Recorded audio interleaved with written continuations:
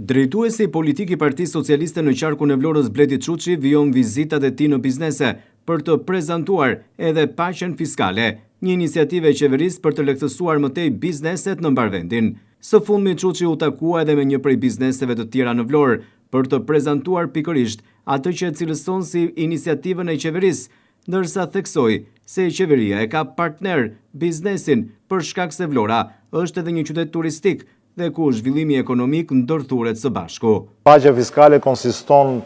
në atë që në 3 vitet e ardhshme, nëse tatimi mbi fitimin është 15% sot, në 3 vitet e ardhshme 15% e tatimit